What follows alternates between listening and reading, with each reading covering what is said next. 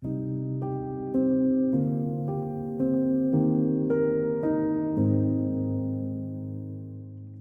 fyny lan gyda gili. Fi ddyn ni dysgu Dai Navigator. Ond fe ddyn ni dysgu popeth fi ar ôl ni. Cwrddais i Dai a Gareth Jaff yn cinio blynyddol Teifi Valley. Ddau nhw'n cheeky chappies ac yn cofio nhw, o'n nhw'n gofyn cwestiynau, un ar ôl y llall.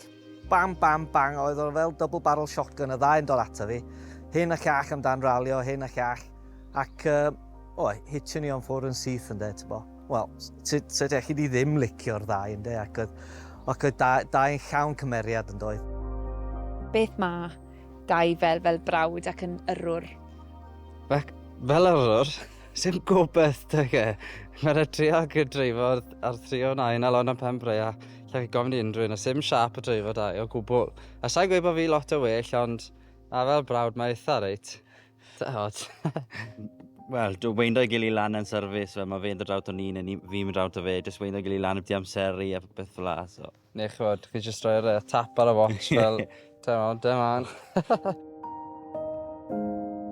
Un o hoff atgofn fi o Dai yw, oedd Dai mas ar y woodpecker, cofio pa blwyddyn oedd e, ond o'n i'n syrfis o lan na, a ges i lift land ag e. Pigodd fi lan o'r ffarm just allan 5 yna, a cyrraeddon ni Ludlow awr 20 minutes ar ôl ni. A wedi sydd y parni, saib yn y car ti, byth to, that's that. Nath o'n dechrau ralio efo'i dad. Dwi'n cofio nhw'n dod fyny navigatio Elfyn, Gareth Jaffa, ac oedd Dai yn dod fyny. Oedd o'n cyd-yrro reit dde, adeg hynny ynddo. Yn diweddar, oedd o'n hapus iawn i helpu gyrwyr ifanc. Isio help efo profiad, y profiad Dai ynddo, oedd hwnna'n helpu. Pawb yn dweud geiriau dde amdano fo. Dai wedi ralio dros y byd i gyd, gyda cryn dipyn o lwyddiant, ond yr un rali, dwi'n credu, y rali gath e magu i ennill, oedd rali Cilwendeg.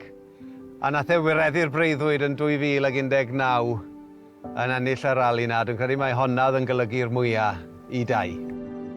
Nes i gwrdd â Dai siŵr nôl yn 2007-2008, wrth gwrs, Jaff oedd yn eistedd efo fi adeg yna, a wrth gwrs, dos i nabod Dai. Oedd y ddau weld yn benderfynol dros ben. Ac os oedden nhw wedi gwneud i meddwl fyny, oedden nhw'n mynd i wneud rhywbeth, oedden nhw am mynd ar ôl o. Oedd gen fo pasiwn, oedd o'n enjoyo be oedd o'n wneud, a oedd y streak na i fynd allan a grabio rhywbeth a wneud y gorau ond fo yn sicr yn y ddau nhw. Dwi'n cofio dod nôl o rali yn Iwerddon un tro'r tua 2010. Sa'n cofio pwy rali oedd hi, ond Dai a Jaff yn cael lift nôl dy fi gyfyrddin. A o'n i wedi rhoi baby seat yn canol y car mwyn tynnu cos Jaff. A o'n i'n meddwl, reit, bydd cwmni dad y fi ar y ffordd nôl. Ges i ddim gair mas o'r ddoi yno. Cysgu'n sownd oherwydd o'n nhw wedi rhoi y cyfan mewn i penwythnos y rali. A fel law oedd Dai, os wneud e, 100% a wneud e'n reit. Oedd na ddau ochr i Dai. Oedd o'n mor cystadleol mewn car, mor proffesiynol. Oedd o'n gwybod y regulations inside out, gwybod bob peth. Os ti eisiau gwybod rhywbeth, gofyn i Dai. O wedyn, sport wedyn de. Cael sport efo amdan rhywbeth yn de. Oedd nickname dy fe'n ifanc, Dai Stats. Brawd fi wedi rhoi nickname fe. Pryd oedd y 309 dy ge, oedd y front grill, oedd e'n gweud stats yna fe. A stats oedd achos riliaeth e off ti unrhyw beth i wneud ar FA Cup neu Premier League o'r 90s. Fact. Boi sy'n gallu trefnu unrhyw beth, os oes problem y rali, ffonia Dai yn de. Fixer oedd o. A bod mor gymaint o bobl. A wedyn ar ôl colli Jaffa, wel, oedd Dai yn trefnu'r Jaffa Fund yn doedd.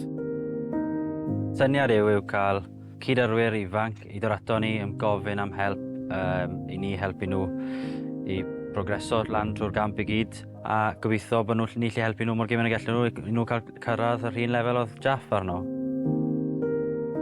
Oedd Dai yn uffernol o gryf amser ni. Fe tynodd pawb at ei gili. Oedd e'n roc i bawb. Ond dechreuodd elusen lan a just oedd dy fe massive drive i cadw hwnna i fynd. Oedd e byth, oedd e byth yn mynd i ffili, That was not an option. Ti'n bod ffordd ario ymateb i'r newyddion trist na a ffindio ffordd i dal i fynd a dal i wneud y gorau a be oedd o'n wneud i roi rhywbeth nôl mewn i'r gymuned ralio oedd yn disgleirio allan y darnau gorau yna fo fel person, swn i'n dweud. Oedd e fel petai bod e wedi cyrraedd beth oedd e moyn cyrraedd yn y byd ralio. Oedd ei interest yn tynnu nôl i pêl-drod. Oedd e'n ei lot o hwnna yn y blynedd wrtha. Content yw'r gair byddwn ni'n gweud sydd oedd Dai yn y blynedd wrtha. Oedd hi'n meddwl y byd am y teulu bech, ti'n bo? Louise a Jack yn chwarae ffwtbol a Cerys a Mia. Beth oedd yn bwysig i Dai oedd teulu, ffrindiau, sport. Helpu pawb. Na Dai.